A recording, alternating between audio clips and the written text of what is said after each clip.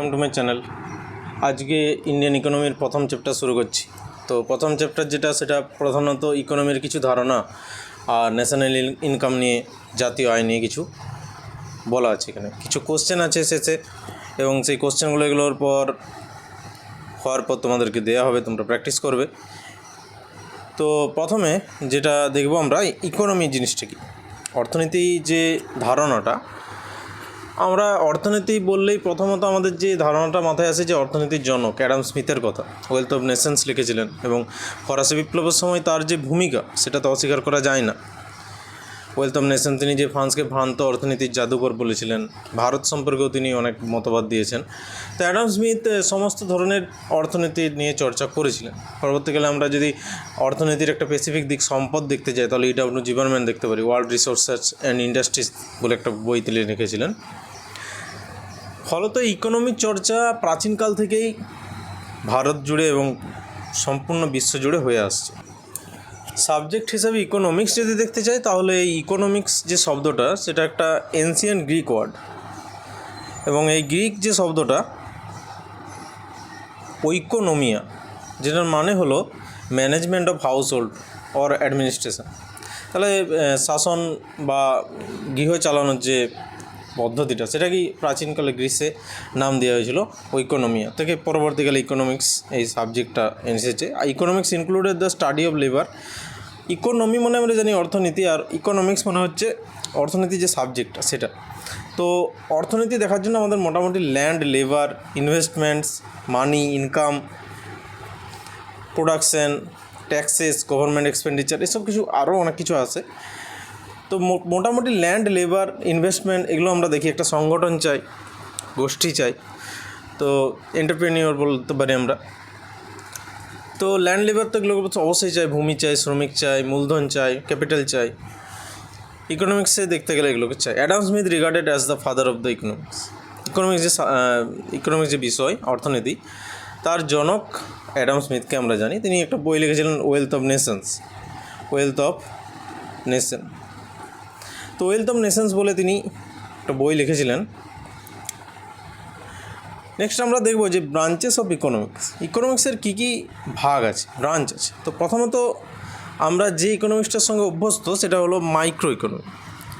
আর যে ইকোনমিটা দেশ চালায় বা বড় বড় ফার্ম চালায়, সেগুলোকে আমরা ম্যাক্রো ইকোনমির মধ্যে রাখতে পারি। মাইক্রো ইকোনমি কি?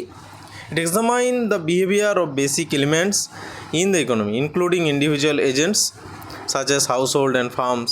ছোটোখাটো ফার্ম, হাউস হোল্ড, তাদের যে পরিচালন সেটা মাইক্রো ইকোনমি দেখে। And market and their interaction.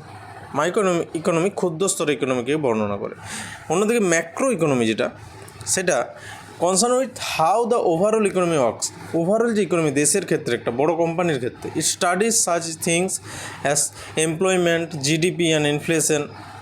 Studied the country, the economy as a whole, পুরো ইকোনমি নিয়ে চর্চা করে। এবং এর মধ্যে আমরা যে ইন্ডিয়ান ইকোনমির যে বিষয়গুলো পড়বো সেগুলো ম্যাক্রো ইকোনমিতেই পড়বো। ইনফ্লেশন হোক, জিডিপি হোক, এমপ্লয়মেন্ট হোক, সেই সঙ্গে রিসেশন, এইসব জিনিসগুলো, স্ট্যাগফ্লেশন, ইনফ্লেশন, এইসব জিনিসগুলো ম্যাক্রো ইকোনমি চর্চা করে। নেক্সট আমরা যদি বোর্ড দেখি, সেক্টর দেখি, ইকোনমির ক্ষেত্রে কিছু কিছু সেক্টর আছে, যেগুলোর মধ্যে এখানে 3টে সেক্টর দিয়েছে, বাকি আরও সেক্টর আছে। বর্তমান যুগে সেক্টরের আরও চেঞ্জ হয়েছে। তো প্রাইমারি সেক্টরে আমরা মোটামুটিভাবে কৃষি এবং কৃষি জাতীয় যে আরও কার্যাবলীগুলো আছে, যেমন পশুপালন হোক, খনিজ সম্পদ আরোহণ হোক, বনজ সম্পদ আরোহণ হোক, এইসব জিনিসগুলোকে আমরা প্রাইমারি সেক্টরে রাখি। তার সঙ্গে ফিশিং, মৎস্য চাষ। সেকেন্ডারি সেক্টরে অ্যাকচুয়ালি মাইনিংকে দেওয়া আছে, কিন্তু মাইনিংটা প্রাইমারি সেক্টরে আমরা রাখতে পারি।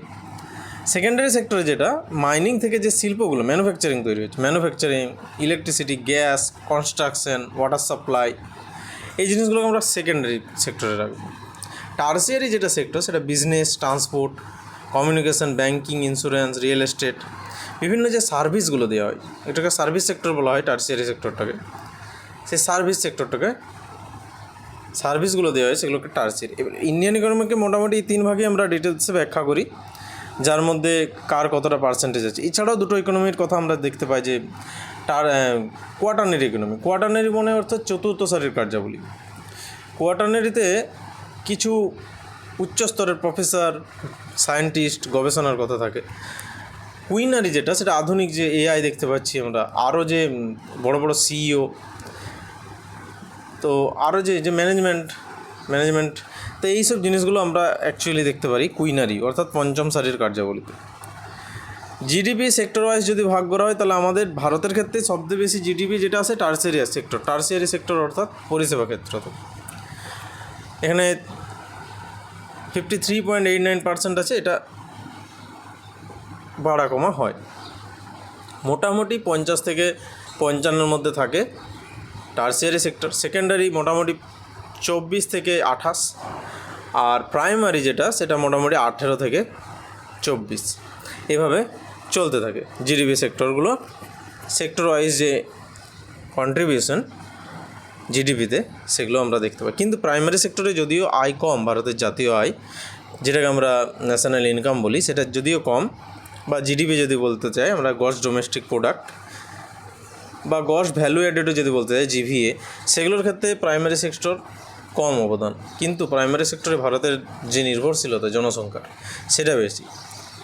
মোটামুটি 60% মানুষ, মোটামুটি 55 থেকে 60% মানুষ প্রাইমারি সেক্টরের উপর নির্ভর করে ভারতে। আর এই জন্যেই যে অর্থনৈতিক বৈষম্য ভারতে খুব বেশি, কারণ ভারতের যে সেক্টরটাই জাতীয় আয় কম, সেই সেক্টরটাতেই কিন্তু নির্ভরশীলতা বেশি, ডিপেন্ডেন্সি বেশি মানুষের। সেক্ষেত্রে এটা প্রবলেম হয়ে দাঁড়ায়, problematic. Labour force by occupation, তো লেবার ফোর্স বাই অকুপেশনে প্রাইমারি সেক্টরে 41.19%, এটা অ্যাকচুয়াল ডেটা এটা না, 41.19% প্রাইমারি সেক্টরে অবশ্যই। সেই সঙ্গে আরও কিছু মানুষ যারা পরোক্ষভাবে প্রাইমারি সেক্টরের উপর নির্ভরশীল করে, তো এটা 55%, 60%-এর মতো হয়ে দাঁড়ায়। সেকেন্ডারি সেক্টরে 20 to 25 বা 26%, টার্সিয়ারিতেও 32%, এটা আস্তে আস্তে বাড়বে যত উন্নত হবে ইকোনমি। টার্সিয়ারি সেক্টরে যে লেবার, যে শ্রম, সেটা আস্তে আস্তে বাড়বে।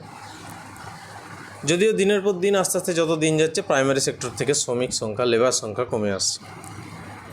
আধুনিকীকরণ হচ্ছে যন্ত্রপাতির, এবং মানুষ কাজের সন্ধানে বাইরে বেরিয়ে যাচ্ছে। ফলত ভারতের মতো ইকোনমিতে টার্সিয়ারি সেক্টরের যোগদান বাড়ছে এবং আস্তে আস্তে প্রাইমারি সেক্টরের যোগদান কমছে। এটা স্বাভাবিক, এবং যত ইকোনমির উন্নত হবে, ডেভেলপড হবে, তত আস্তে আস্তে প্রাইমারি সেক্টরে জনসংখ্যা কমবে। কারণ আমরা দেখতে পাই যে মার্কিন যুক্তরাষ্ট্রের মতো, ইউএসের মতো দেশ, যেটা উন্নত দেশ, সেখানে কৃষিকাজে লেবার যে পার্সেন্টেজ, শ্রমিক সংখ্যা প্রায় 3 থেকে 5%। তো ওদের উৎপাদন অনেক বেশি যদিও, কিন্তু যন্ত্র নির্ভর কাজ ওদের, শ্রমিক সংখ্যা কম কৃষিকাজে। নেক্সট যেটার থেকে কোশ্চেন বেশি আসে, সেটা হলো national income of India. National income বা জাতীয় আয়, এবং জাতীয় আয় কী জিনিস এবং কীভাবে পরিমাপ করা হয়, সেগুলো একটা ইম্পর্ট্যান্ট বিষয়। কীভাবে পরিমাপ করা হয়, ফ্যাক্টর কস্ট কী, মার্কেট প্রাইস কী, বা GDP, NDP, GNP, NNP, national income কী জিনিস, এই যে জিনিসগুলো, এগুলো ইম্পর্ট্যান্ট, এগুলো এক্সামের জন্য ইম্পর্ট্যান্ট। বিশেষ করে সিভিল সার্ভিসের যে এক্সামগুলো, ডব্লিউবিসিএস হোক বা ডব্লিউবিপিএসসির অন্যান্য মিসলেনিয়াস হোক, বা ক্লার্কশিপ, পঞ্চায়েতের জন্য, পঞ্চায়েত ইকোনমি একটা বড় ফ্যাক্টর। তো সেক্ষেত্রে এগুলো important. National income is the net value of all the final goods and services in a financial year. তো একটা যে অর্থনৈতিক বছর, সেই বছরে যে টোটাল গুডস অ্যান্ড সার্ভিসেস, অর্থাৎ গুডস মানে মালপত্র এবং সার্ভিসেস মানে সেবা, তো মালপত্র এবং সেবার যে টোটাল যে উৎপাদন, সেটাকেই আমরা ন্যাশনাল ইনকাম বলে মেনে থাকি। It is a flow concept in India, flow concept, এটা চলতে থাকে। The financial year is from 1 April to 31 March. এপ্রিলের প্রথম থেকে মার্চের একদম শেষ পর্যন্ত এটাকে বলা হয় ভারতের ফিনান্সিয়াল ইয়ার। এবং এই ইয়ারের মধ্যে যতটা উৎপাদন হয় ভারতের, সেটাকে আমরা জিডিপি বলে ধরি। এবং জিডিপির থেকে আমরা যদি ফ্যাক্টর কস্টে ধরি, ফ্যাক্টর কস্টে অর্থাৎ ইনডাইরেক্ট ট্যাক্সটাকে বাদ দিই, সেক্ষেত্রে আমরা ন্যাশনাল ইনকামটা পেয়ে যাব। তো ন্যাশনাল ইনকাম এভাবে পাওয়া যায়, তো সেটা নিয়ে পরে চর্চা হবে। In other words, national income is a value of all final goods and services produced by the normal resident of a country in an accounting period. একটা নির্দিষ্ট সময়ে দেশের মানুষজন মিলে যে উৎপাদনটা করে, ইকোনমি কি? ইকোনমি তো উৎপাদন, economy production, economy consumption and economy distribution. তিনটে জিনিস নিয়ে ইকোনমি গঠিত হয়। একটা হচ্ছে প্রোডাকশান, উৎপাদন, অন্যটা হচ্ছে ডিস্ট্রিবিউশন, সেটা চালন করা, সেটাকে চাহিদা অনুযায়ী বাজারে মার্কেটে সাপ্লাই দেওয়া, অন্যটা হচ্ছে কনজামশন, মানুষ সেটাকে গ্রহণ করছে কিনা। ইকোনমি সেভাবেই চলে।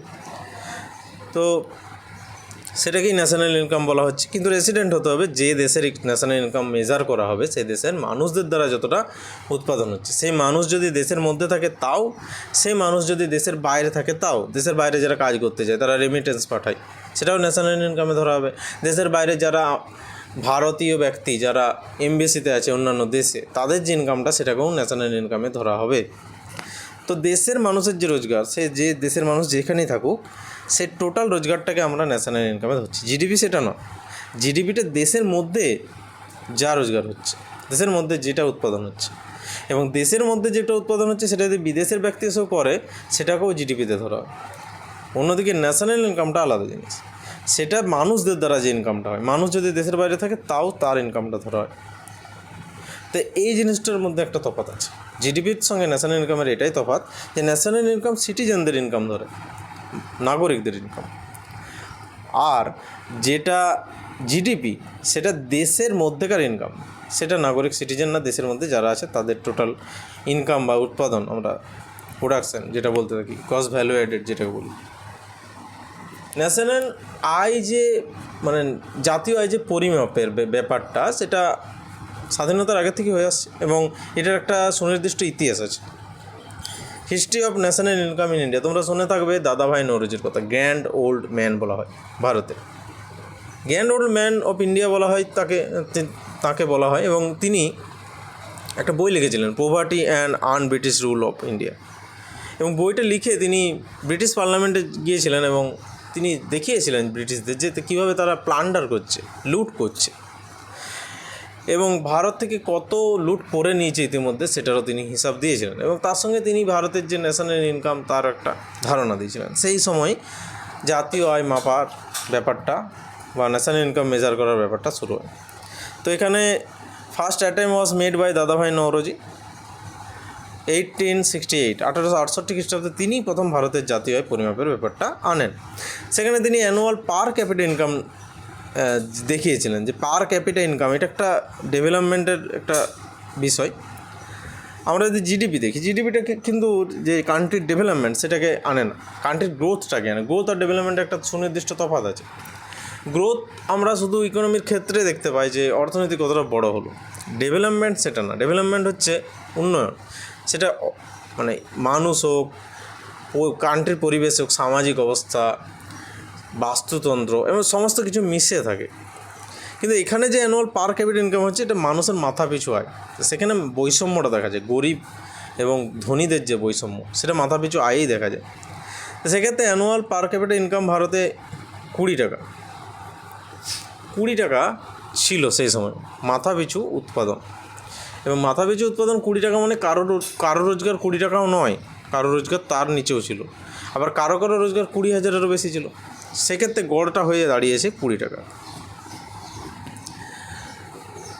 এরপর আমাদের বর্তমানে মাথাপিছু আয় যেটা আমরা দেখতে পারি, সেটা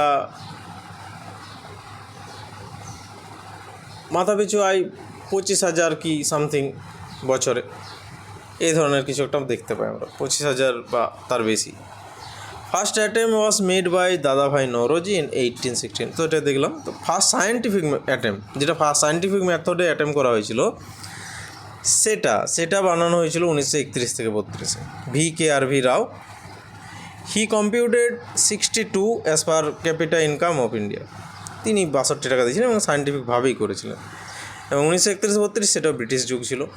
পরবর্তীকালে ব্রিটিশ যুগে আরেকজন অফিসিয়াল ন্যাশনাল ইনকাম কম্পিউট করেছিলেন, যার নাম ছিল প্রশান্তচন্দ্র মহলানবিশ, এবং তিনি পরবর্তীকালে ভারত সরকারের যে অধীনে সেখানে তিনি শিল্পের যে পঞ্চবার্ষিক পরিকল্পনা তার প্ল্যানগুলো, বিশেষ করে দ্বিতীয় পঞ্চবার্ষিক পরিকল্পনার প্ল্যানগুলোর সঙ্গে যুক্ত হন।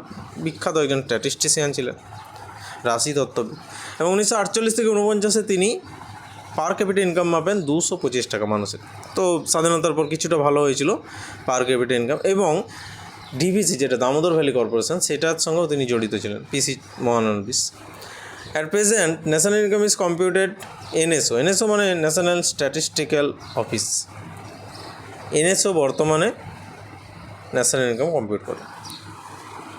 আগে ছিল এনএসএসও এবং সিএসও, দুটোকে মার্জ করা হয় 2019 সালে মার্জ করে এটাকে বানানো হয়েছে ন্যাশনাল স্ট্যাটিস্টিক্যাল অফিস। এবং এর আগে যেটা ছিল সেন্ট্রাল স্ট্যাটিস্টিক্যাল অর্গানাইজেশন এবং ন্যাশনাল স্যাম্পল সার্ভে অর্গানাইজেশন, এই দুটোকে মিক্স করা হয়েছে এবং মিক্স করে এটা বানানো হয়েছে ন্যাশনাল যে স্ট্যাটিস্টিক্যাল অফিস। এটা বানানো হয়েছে 2019-এ এবং কে রঙ্গরাজন কমিটির যে সুপারিশ তাতে বানানো হয়েছে। কে রঙ্গরাজনই এই ব্যক্তি, তিনি এই যেটাকে সিএসও ছিল আগে, অর্থাৎ সেন্ট্রাল স্ট্যাটিস্টিক্যাল অর্গানাইজেশন বা অফিস, সেটাকে বানানোর জন্য সুপারিশ দিয়েছিলেন। পরবর্তীকালে তিনি এনএসও বানানোর সুপারিশ দেন এবং এনএসও সেই ভিত্তিতে গড়ে ওঠে। নেক্সট আমরা কনসেপ্ট দেখব কিছু। ন্যাশনাল ইনকাম যদি বের করতে হয় আমাদের কিছু জিনিস সম্পর্কে অবগত থাকা প্রয়োজন। প্রথমত আমাদের দেখতে হবে যে মার্কেট প্রাইস কী জিনিস। মার্কেট প্রাইস অর্থাৎ যেটা মার্কেটে যে প্রাইসটা আমরা দিই, পে করি কোনো কিছু কিনতে গেলে, সেখানে আমরা এমআরপি দেখতে পাই। MRP minimum rate of price. তো এই যে ম্যাক্সিমাম রেট অফ প্রাইস, এই যে এমআরপিটা, সেই এমআরপিটাকে আমরা মার্কেট প্রাইস বলে দেখতে পাই। Market price is the price that a consumer pays for the product while purchasing it from the sellers. তো দেখতে পাচ্ছি আমরা মার্কেট প্রাইসটা কী জিনিস। সেলার্স যখন বায়ার্স কিনে বা সেলার্স যখন কিনে জিনিসটা, কনজিউমার সেলার্সের কাছ থেকে কিনে, বায়ার্স যখন কিনে, তখন যে প্রাইসটা আমাদের পে করতে হয় সেটা মার্কেট প্রাইস। অন্তত মার্কেট প্রাইস যখন আমরা কিনতে যাই, তার মানে তাতে ইনডাইরেক্ট ট্যাক্স থাকে, আমরা বা এখন আমরা যেটা বলি জিএসটি ছাড়াও থাকে ইনডাইরেক্ট ট্যাক্স অনেক, তো মেনলি জিএসটিটা থাকে। তো মার্কেট প্রাইসে কিন্তু ট্যাক্সটা ইনক্লুডেড থাকে, ট্যাক্সটা যোগ হয়। তো it is the price at which the units are sold in economy taking into effect the indirect taxes and subsidies. তো এখানে দুটো জিনিস থাকে। একটা হচ্ছে ইনডাইরেক্ট ট্যাক্স, যে ট্যাক্সটা গভর্নমেন্ট বসায় যে কোনো উৎপাদনের উপর, এবং গভর্নমেন্ট কিছু সাবসিডিও দেয় কোম্পানিকে বা ফ্যাক্টরিকে উৎপাদন করার জন্য, কিছু সাবসিডি দেয়, ইলেকট্রিক সাবসিডি হোক, ওয়াটার সাবসিডি হোক দেয়। তো এই জিনিসগুলোকেও ধরা হয় এখানে, যে সাবসিডিটা দিয়েছে সেটাকেও ইনক্লুড করা হয়। এরপর ফ্যাক্টর কস্টে মার্কেট প্রাইসে যা ছিল সেগুলো কিছুই থাকবে না। ফ্যাক্টর কস্ট মানে যেটা উৎপাদনের খরচ। হ্যাঁ, উৎপাদন খরচ হওয়ার সময় সরকার যে সাবসিডিটা দিচ্ছে সেটাকে রাখবো, কিন্তু ইনডাইরেক্ট ট্যাক্স কোনো রকমভাবে জড়িত থাকবে না। তো এখানে দিয়ে আছে, it refers to the cost of factor of production that is incurred by firm when producing goods and services তৈরি করার সময় যে ফ্যাক্টরির খরচটা আসে সেটাকে ফ্যাক্টর কস্ট বলা হয়। তো এখানে ফ্যাক্টর কস্ট যদি বের করতে যায়, তাহলে মার্কেট প্রাইস থেকে কী বাদ দিতে হবে? প্রথমত মার্কেট প্রাইস থেকে ইনডাইরেক্ট ট্যাক্স বাদ দিতে হবে। মার্কেট প্রাইস থেকে ইনডাইরেক্ট ট্যাক্স যেটা পরোক্ষ কর, সেই পরোক্ষ করটাকে বাদ দিতে হবে, যা জিএসটি বলতে পারি, জিএসটিটাকে বাদ দিতে হবে। অন্যদিকে যে সাবসিডিস আছে, সেই সাবসিডিসটা ইনডাইরেক্ট ট্যাক্স থেকে বাদ দিতে হবে। মানে সাবসিডিসটা মার্কেট প্রাইসের ক্ষেত্রে যোগ থাকবে, ঠিক আছে। সাবসিডিস যেটা সেটা মার্কেট প্রাইসে যোগ থাকবে, কারণ কি ফ্যাক্টর প্রাইসে যোগ থাকবে। তার কারণ একটাই, মার্কেট প্রাইস থেকে সাবসিডিসটাকেও বাদ দিতে হবে এবং ফ্যাক্টর কস্টে থাকবে সেটা কেননা যে ফ্যাক্টর কস্ট যখন বানানো হচ্ছে কোনো উৎপাদন, তখন কোম্পানির একটা খরচ হচ্ছে এবং সেই কোম্পানির খরচে সাবসিডিস, যেটা গভর্নমেন্ট যে সাবসিডিস দিচ্ছে, সেই খরচটা কমে যাচ্ছে। 20 টাকা যদি ফ্যাক্টর কস্ট হয়, একটা বস্তুর ফ্যাক্টর কস্ট 20 টাকা, সরকার যদি 5 টাকার সাবসিডিজ দেয় তাহলে সেটার ফ্যাক্টর কস্ট হয়ে দাঁড়ালো 15 টাকা, এবং এই 15 টাকাটা হলো ফ্যাক্টর কস্ট, এবং এই 15 টাকার সঙ্গে ইনডাইরেক্ট ট্যাক্স যোগ হবে এবং সেটা মার্কেটে আসবে, তখন সেটা হয়ে যাবে মার্কেট প্রাইস। নেক্সট যেটা হচ্ছে ডেপ্রিসিয়েশন। ডেপ্রিসিয়েশন মানে আমরা জানি যে কোনো অধঃপতন হয় কোনো কিছু, ডেপ্রিসিয়েট করে। তো it refers to the loss of in value of fixed asset which are in wear in tear and accidental damage. তো সারাসারিতে বা অ্যাক্সিডেন্টাল ড্যামেজে যে খরচগুলো হয়ে থাকে বা যে লোকসানটা হয়ে থাকে সেটাকে ডেপ্রিসিয়েশন আমরা বলে থাকি। ওয়ার ইন টিয়ারটা মাইনাস হবে, পুরো যে ফ্যাক্টর কস্ট থেকে ওয়ার এন্ড টিয়ারটা মাইনাস হবে। ফ্যাক্টর কস্ট থেকে ওয়ার এন্ড টিয়ার মাইনাস হলে আমরা দেখতে পাবো যে ডেপ্রিসিয়েশনটা বেরিয়ে যাবে, কতটা ক্ষয়ক্ষতি হয়েছে। ডেপ্রিসিয়েশনের যে ক্ষয়ক্ষতিটা হয় সেটাকেও তো ফ্যাক্টর কস্টে ধরা হয়। ধরো 10 টাকার একটা বস্তু বানানো হলো এবং বানাতে গিয়ে 2 টাকার ক্ষতি হলো, তো সেক্ষেত্রে ফ্যাক্টর কস্টটা 12 টাকাই হবে। ফ্যাক্টর কস্টটাকে 10 টাকা ধরা হবে না, কারণ সেটা বানাতে গিয়ে 2 টাকার ক্ষতি হয়েছে, তো সেই ক্ষতিগুলোকে ধরে নেওয়া হয়। সেক্ষেত্রে ফ্যাক্টর কস্ট 12 টাকায় ধরবে। তো ফ্যাক্টর কস্ট ধরার জন্য ডেপ্রিসিয়েশনকে অ্যাড করতে হবে, যেটাকে বলা হয় NFIA। NFIA কী জিনিস? NFIA হচ্ছে নেট ফ্যাক্টর ইনকাম ফ্রম অ্যাবরড। তো আমাদের যারা বিদেশে বাস করে সিটিজেন্স, ভারতের সিটিজেন যারা বিদেশে কাজ করতে গেছে, চাকরি করতে গেছে, তাদেরকেও তো তারাও তো একটা রোজগার করে, তারা একটা রেমিটেন্স ভারতকে পাঠায়, এবং তাদের যে নিজস্ব একটা রোজগার, যতক্ষণ তারা ভারতের সিটিজেন ততক্ষণ সেই ইনকামটাও ভারতের ন্যাশনাল ইনকামে যোগ হবে।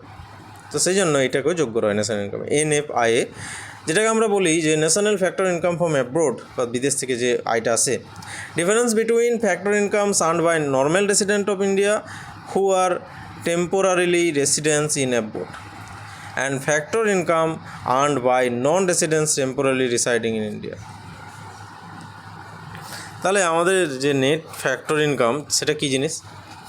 এক হচ্ছে যে টাকাটা ভারতের নাগরিকরা বাইরে যে রোজগার করছে সেটা net factor income from abroad. আবার বিদেশি ব্যক্তি এসে ভারতে যে টাকা রোজগার করে নিয়ে যাচ্ছে সেটাকে তো বিয়োগ করতে হবে, কারণ বিদেশি ব্যক্তিরা তো ভারতের সিটিজেন নয়, তো তারা যে রোজগারটা করে নিয়ে যাচ্ছে সেটা তো ভারতের ন্যাশনাল ইনকামে যোগ হবে না। সেহেতু বিদেশিরা যে রোজগারটা ভারতে করছে সেটাকে বাদ, এবং ভারতীয়রা বিদেশ থেকে যে রোজগারটা করে আনছে সেটাকে যোগ করে ন্যাশনাল ইনকাম বের করা হয়। তার জন্য এই national factor income from abroad মানে কি? National factor income from abroad মানেই হলো যে ন্যাশনাল ইনকামের সঙ্গে কী যোগ হবে? ন্যাশনাল ইনকামের সঙ্গে যোগ হবে যে ভারতীয়দের বিদেশ থেকে আনা আয়, আর বিয়োগ কী হবে? বিদেশিদের ভারত থেকে করা আয়। এটাকেই বলা হয় net factor income from abroad. Net এই জন্যই বলা হয় কারণ কিছু যোগ হচ্ছে, কিছু বাদ যাচ্ছে।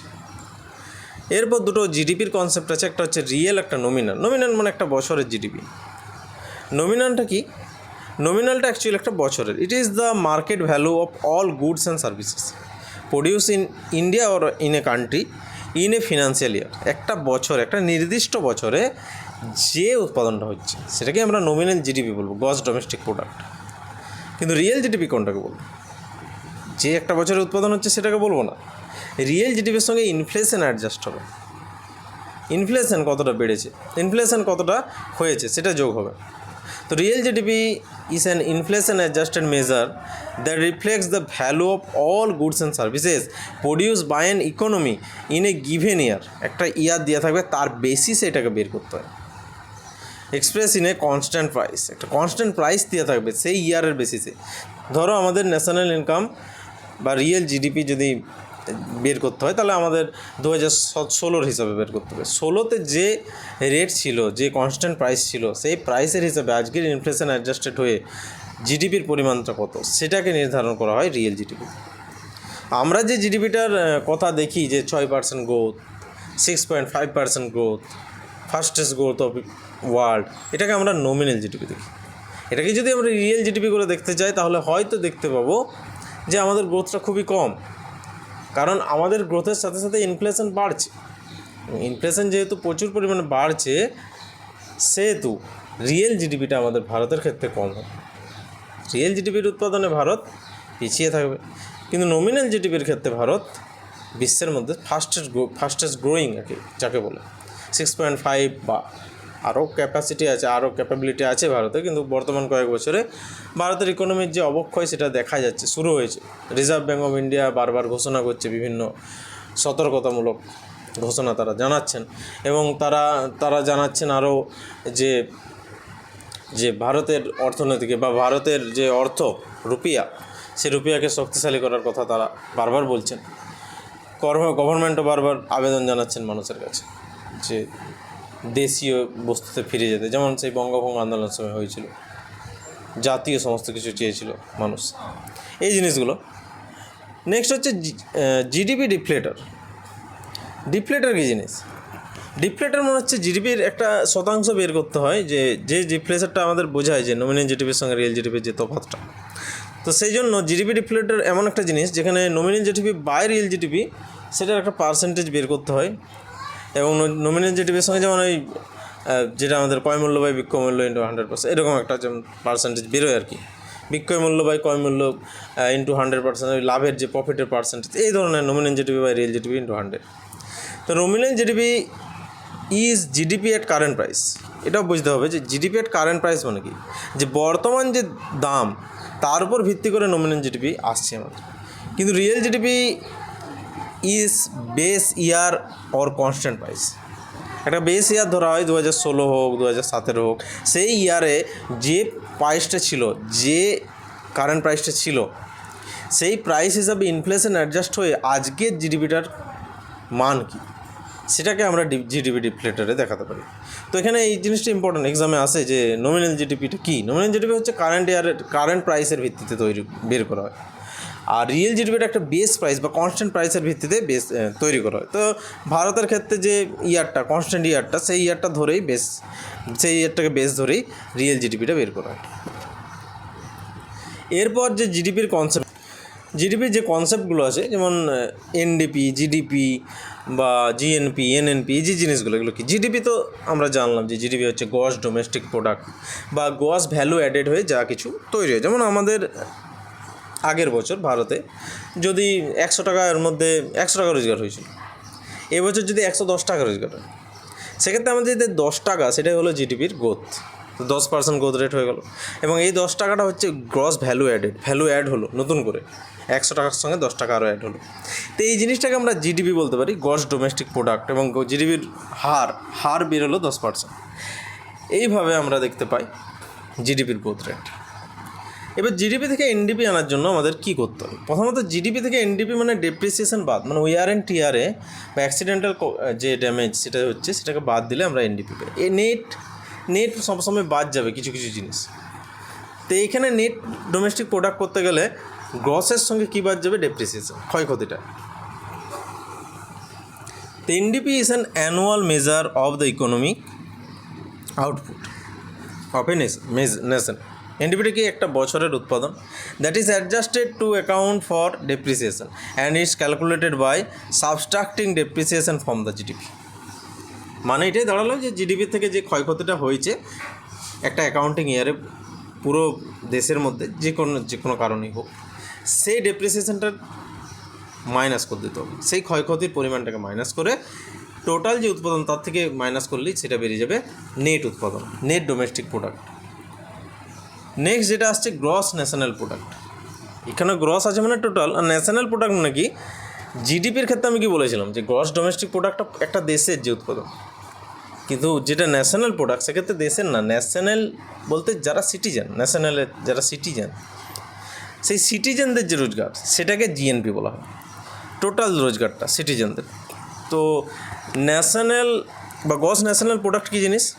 GNP is an estimate of total value of all the final product and service turned out in a given period by the means of production owned by a country's resident মা আমরা সিটিজেন বলছি না, সিটিজেনটা একটু অন্য হয়ে যাবে, residence হতে হবে। সিটিজেন সবাই হয় না, অনেকে গিভ আপ করে দেয়, অনেকে সিটিজেনশিপ ত্যাগ করে দেয়, কিন্তু তারাও তো রেসিডেন্ট থাকে, তারাও একটা রেমিটেন্স পাঠায়। তো সেক্ষেত্রে আমাদের যে কান্ট্রির যে রেসিডেন্ট, তাদের যে রোজগার, সেটা বিদেশে হোক বা দেশের ভিতরে হোক, সেটাকে আমরা গ্রস ন্যাশনাল প্রোডাক্ট। আবার নেট ন্যাশনাল প্রোডাক্ট যখন আমরা দেখতে যাই, তখন দেখতে পাবো যে net national product is the monetary value of finishing goods and services produced by a country's citizen overseas and domestically is a given period. তো নেট ন্যাশনাল প্রোডাক্টে যেটা চলে আসছে সিটিজেনের কথাটা চলে আসছে। গ্রস ন্যাশনাল প্রোডাক্টে কিন্তু রেসিডেন্স মানে ভারতের মধ্যে যারা রয়েছে। এরপর ভারতের মধ্যে তো বিদেশেরও ব্যক্তি আছে অনেক, তো ওই যেটা এনএফআই বলে বলা হয়েছিল, নেট ফ্যাক্টর ইনকাম ফ্রম অ্যাবরড, সেক্ষেত্রে ভারতের যারা বিদেশি আছে বা অ্যাম্বাসেডার আছে বিভিন্ন দেশে, তাদের রোজগারটা তো ভারতের জন্য গণ্য হবে না নেট যদি করা হয় গ্রস থেকে। তো সেই জন্য সিটিজেনদের যে রোজগার, ভারতের সিটিজেনদের রেসিডেন্স আর সিটিজেনের মধ্যে একটা তফাৎ আছে। তফাৎটা কি? রেসিডেন্স তারা যারা দেশের মধ্যে থাকছে বা দেশের বাইরে গিয়েও যারা সিটিজেনশিপ নিয়েছে, কিন্তু তারা পার্সন অফ ইন্ডিয়ান অরিজিন আছে অনেক। কিন্তু যারা সিটিজেন তারা হচ্ছে ভারতের নাগরিক, এবং নাগরিক হওয়ার জন্য কিছু শর্ত পালন করতে হয়। কেউ জন্মসূত্রে হয়, কেউ শর্ত পালন করে হয়। তো যারা নাগরিক তাদের ইনকামটাকেই বলা হচ্ছে নেট ন্যাশনাল প্রোডাক্ট। এক্ষেত্রে ভারতে যারা এমবেসিসে আছে বিভিন্ন অন্যান্য দেশের, বা ফ্যাক্টরিতে কাজ করে, কোম্পানি কাজ করে, বিজনেস ফার্ম আছে যারা অন্য দেশের, তাদের রোজগারটাকে ধরা হচ্ছে না। তো নেট ন্যাশনাল প্রোডাক্টটা কি?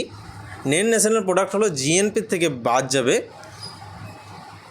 যে বিদেশিদের আয়টা, ভারতের মধ্যে যে বিদেশিদের আয়টা সেটা বাদ যাবে। তো এগুলোর যে কনসেপ্টগুলো আছে সেগুলো এখানে দেখলেই বোঝা যাবে, সমস্ত কিছু বোঝা যাবে। প্রথমে যেটা দিয়েছে GDP at market price. GDP MP মানে GDP at market price. Market price ক্ষেত্রে কী হয়, জিডিপি সমস্ত কিছুটা জুড়ে থাকে। জিডিপিতে ইনফ্লেশনও জুড়ে থাকে, মানে ইনডাইরেক্ট ট্যাক্সও জুড়ে থাকে, সাবসিডিসও জুড়ে থাকে। তো gross domestic product at market price, এটা ফুল ফর্ম। ফ্যাক্টর কস্টে কী হবে, ইনডাইরেক্ট ট্যাক্সটা বাদ চলে যাবে, সাবসিডিসটা যোগ হবে অবশ্যই, কিন্তু ইনডাইরেক্ট ট্যাক্সটা বাদ চলে যাবে। ফ্যাক্টর কস্টে কী লাগে, যে উৎপাদনটা হচ্ছে সেটা লাগে, আর তার সঙ্গে গভর্নমেন্ট সাবসিডিসটা যোগ থাকে, সেটাকে তো বাদ দিতে হয়। গভর্নমেন্ট সাবসিডিসটা বাদ দিয়ে তবেই মার্কেটে ছাড়তে হয়, ডেপ্রিসিয়েশনটা যোগ হয়। তো ফ্যাক্টর কস্টে এগুলো, তো জিডিপি অ্যাট ফ্যাক্টর কস্ট, যেটা মার্কেট প্রাইস থেকে ইনডাইরেক্ট ট্যাক্সটাকে বাদ দিতে হয়। নেক্সট,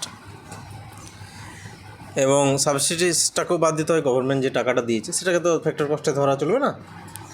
নেক্সট যেটা হচ্ছে এনডিপি এট মার্কেট প্রাইস। এনডিপি মানে ন্যাশনাল চলে আসা মানেই নাগরিকদের কথা আছে, নাগরিক অ্যাকচুয়ালি রেসিডেন্সের কথা আছে। তো ন্যাশনাল ডোমেস্টিক প্রাইস যেটা মার্কেট প্রাইসে আছে, জিডিপি মার্কেট প্রাইস থেকে ডেপ্রিসিয়েশন বাদ, ন্যাশনাল না, এটা net domestic price. Net domestic প্রাইসে যেটা, সেটা জিডিপির সঙ্গে ডেপ্রিসিয়েশন বাদ, মার্কেট প্রাইসের সাথে ডেপ্রিসিয়েশন বাদ দিলে সেটা নেট হয়েছে। জি থেকে এন হতে গেলে ডেপ্রিসিয়েশন বাদ দিতে হবে, জিডিপির থেকে এনডিপি করতে গেলে অবশ্যই ক্ষয়ক্ষতিটাকে বাদ দিতে হবে। এনডিপির ফ্যাক্টর কস্টে কি, অবশ্যই ইনডাইরেক্ট ট্যাক্স আর সাবসিডিসকেও বাদ দিতে হবে। জিডিপি আর এনডিপির ফর্ম বোঝা গেল। জিডিপি কী জিনিস, কস্ট ডোমেস্টিক প্রোডাক্ট। এনডিপি কী জিনিস, তার সঙ্গে ডেপ্রিসিয়েশন বাদ। ফ্যাক্টর কস্ট মার্কেট কস্টের ব্যাপারটা কি, ফ্যাক্টর কস্টে ইনডাইরেক্ট ট্যাক্স থাকে না, মার্কেট প্রাইসে ইনডাইরেক্ট ট্যাক্স যোগ হয়, বাস এটুকুই বিষয়। জিডিপি গ্রস ডোমেস্টিক প্রোডাক্ট, এনডিপিটা ডেপ্রিসিয়েশন বাদ জিডিপির থেকে। ফ্যাক্টর কস্ট ইনডাইরেক্ট ট্যাক্স থাকে না, মার্কেট প্রাইস ইনডাইরেক্ট ট্যাক্স যোগ হয়, বাস। এরপর যেটা আসছে সেটা হচ্ছে জিএনপি। জি মানে god national product. National product যেখানে আসবে সেখানে ন্যাশনালিটির ব্যাপারটা আসবে, মানে রেসিডেন্স। তো জিডিপি এর মার্কেট প্রাইস মানে নেট ফ্যাক্টর ইনকাম ফ্রম অ্যাবরড থেকে যে টাকাটা আসছে এবং আমাদের দেশ থেকে বিদেশিরা যে টাকাটা নিয়ে যাচ্ছে সেটা নিয়ে মার্কেট প্রাইসের সঙ্গে গ্রসটা যোগ হচ্ছে। এরপর জিএনপি ফ্যাক্টর কস্টটা কি, ফ্যাক্টর কস্টে মার্কেট প্রাইসের সঙ্গে অবশ্যই ইনডাইরেক্ট এক্সট্রা সাবসিডিসগুলো বাদ যাবে। এনএনপিটা কী জিনিস, এনএনপিটা হচ্ছে নেট ন্যাশনাল প্রোডাক্ট। এখানে ডেপ্রিসিয়েশন বাদ যাবে এবং এনএফআইয়ের যেটা বললাম যে বিদেশ থেকে কিছু ব্যক্তি যারা সিটিজেন নয় তাদের টাকাটাও বাদ যাবে, ডেপ্রিসিয়েশনও বাদ যাবে। গ্রস থেকে যখন নেট আসছে তখন অবশ্যই ডেপ্রিসিয়েশন বাদ যাবে। গ্রস থেকে নেট, গ্রসে সবসময় ডেপ্রিসিয়েশন যোগ হয়ে যায়, ক্ষয়ক্ষতিটা যোগ হয়ে যায়, কিন্তু নেটের ক্ষেত্রে ক্ষয়ক্ষতিটা বাদ দিতে হয়। Net national product at factor cost. Factor কস্টের নেট ন্যাশনাল প্রোডাক্টটাকে ন্যাশনাল ইনকাম বলা হয়। তো সেই জিনিসটা কি, সেই জিনিসটা হচ্ছে জিডিপি যেটা আমাদের আছে মার্কেট প্রাইসে জিডিপি, সেখান থেকে তো আমাদের ডেপ্রিসিয়েশন বাদ দিলে এনডিপি আসে। Net domestic product. সেখান থেকে আমাদের যে ইনডাইরেক্ট ট্যাক্স সেটাকে বাদ দিলে আমরা পেয়ে যাব জিডিপির ফ্যাক্টর কস্ট, সাবসিডিজ বাদ দিলে। কিন্তু এনএফআইও যদি বাদ দিই সেক্ষেত্রে আমরা যেটা পাবো সেটা পেয়ে যাব এনএনপি অ্যাট ফ্যাক্টর কস্ট। আর এনএনপি অ্যাট ফ্যাক্টর কস্টটাকে আমরা ন্যাশনাল ইনকাম বলে থাকি। ফ্যাক্টর কস্ট মানে যেখানে ইনডাইরেক্ট ট্যাক্স বাদ, যেখানে ডেপ্রিসিয়েশন বাদ, যেখানে সাবসিডিজ বাদ, আর যেখানে নেট ফরেন যে ইনকাম সেটাও বাদ, অ্যাব্রড থেকে আসা সব কিছু বাদ দিয়ে যেটা পড়ে থাকলো সেটাকে আমরা বলে থাকি ন্যাশনাল প্রোডাক্ট ফ্যাক্টর প্রাইস। এবং এই ফ্যাক্টর প্রাইসের নেট ন্যাশনাল প্রোডাক্ট যেটা, যেখানে শুধুমাত্র সিটিজেনদের রোজগারটি থাকে, যোগ থাকে। নেট ন্যাশনাল প্রোডাক্টে শুধুমাত্র সিটিজেনদের রোজগারটা যোগ থাকে আর সরকারের সাবসিডিজটা যোগ থাকে। বাকি ডেপ্রিসিয়েশন এবং ইনডাইরেক্ট ট্যাক্সটা বিয়োগ হয়ে যায়, বাদ চলে যায়। ক্ষয়ক্ষতি বাদ চলে যাওয়া মানে গ্রস থেকে নেট হয়ে গেল। ইনডাইরেক্ট ট্যাক্স চলে যাওয়া মানে মার্কেট প্রাইস থেকে ফ্যাক্টর প্রাইস হয়ে গেল। তো ডেপ্রিসিয়েশন আর ইনডাইরেক্ট ট্যাক্সটা বাদ চলে গেল, মানে এনএনপি চলে এলো এবং ফ্যাক্টর প্রাইস চলে এলো। এবং এনএনপি ফ্যাক্টর প্রাইস চলে আসার সঙ্গে সঙ্গে ফ্যাক্টর কস্টে কী কী যোগ থাকে? ফ্যাক্টর কস্টে সাবসিডিজ যোগ থাকে গভর্নমেন্টের, আর সেই সঙ্গে যে ভারতীয়দের রোজগার, ভারতীয় সিটিজেনদের রোজগার সেটাও যোগ থাকে। এটা হচ্ছে net national product at factor cost. তো জিডিপির একটা ধারণা, বা জিডিপি কেন বলবো, ন্যাশনাল ইনকামের একটা ধারণা এখানে পাবে। ন্যাশনাল ইনকামকে আলাদাভাবে দেখতে গেলে কিছু কিছু জিনিসকে আমরা ডিসকাস করতে পারি। যেমন পার্সোনাল ইনকাম কী জিনিস? It is a sum of all types of factor income actually received by the household including current ট্রান্সফারের সময় হাউস হোল্ডের যে টাকাটা রোজগার হয় total factor cost, factor income, সেটাকে আমরা বলে থাকি personal income. Personal disposable income, disposable মানে খরচ করা, মানে খরচ করতে পারে যেটা। It is the income that remains with the individuals or household after deduction of all direct taxes levied against their income and property by the government।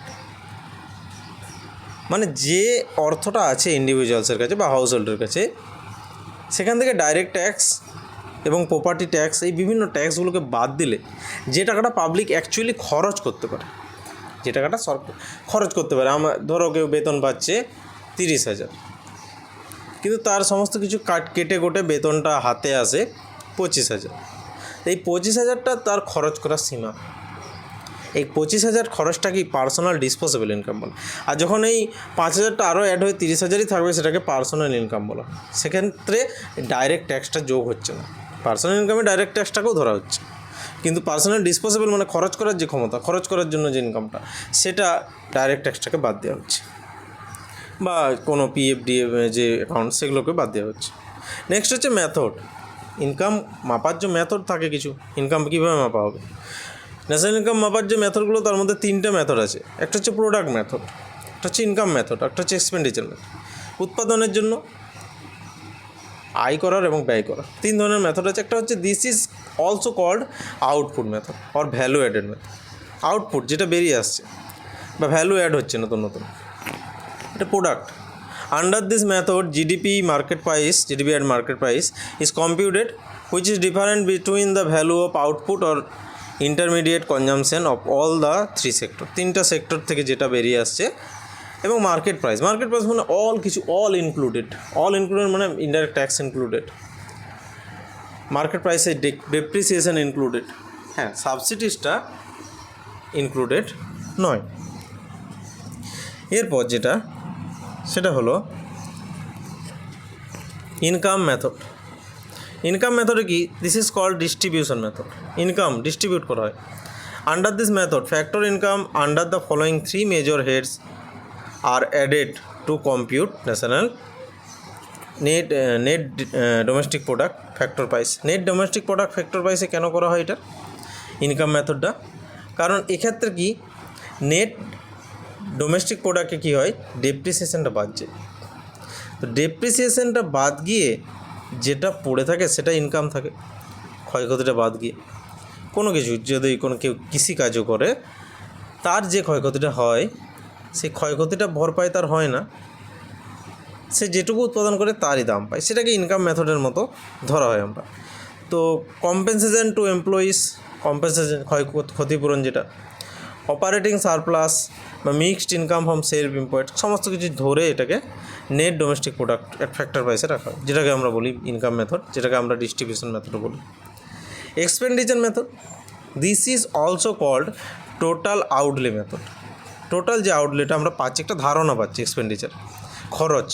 In this method total national expenditure incurred in a particular year is taken into consideration to compute national income. কতটা খরচ হচ্ছে একটা ইকোনমিতে, কতটা খরচ হচ্ছে সেটা দেখে expenditure method, এবং একটা গিভেন ইয়ারে, সেটা একটা বছরে। তো এক্সপেন্ডিচার মেথডটাকে আমরা টোটাল আউটলে মেথড বুঝতে পারি। আমরা টোটাল আউটলেটা কি, ইকোনমির কন্ডিশনটা কি, এক্সপেন্ডিচার দিয়ে বোঝা যায়। এখানে কিছু কোশ্চেন আছে, যে কোশ্চেনগুলোর আনসার আমি বলবো না, আনসারগুলো তোমরা কমেন্ট বক্সে জানিও, বা তোমরা নিজেরাই প্র্যাকটিস করে নিও। কমেন্ট বক্সে যদি না জানাতে হয় ঠিক আছে, তোমরা দেখে নিও আনসারগুলো, ঠিক আছে। যদি নোটসটা পড়ে আনসারগুলো কেউ না পারো, তাহলে অবশ্যই কমেন্ট বক্সে জানিও, বা তোমরা এআই ইউজ করতে পারো, তোমরা গুগলকে ইউজ করতে পারো। প্রথমত, যদি শেখাতে বুঝতে অসুবিধা হয় তোমরা কমেন্ট করতে পারো কোনো question. First question, the net value of GDP after deducting depreciation. তো ডেপ্রিসিয়েশন থেকে জিডিপি বাদ দিলে, বা জিডিপি থেকে ডেপ্রিসিয়েশন বাদ দিলে কী হয় আমরা পড়েছি, জানি।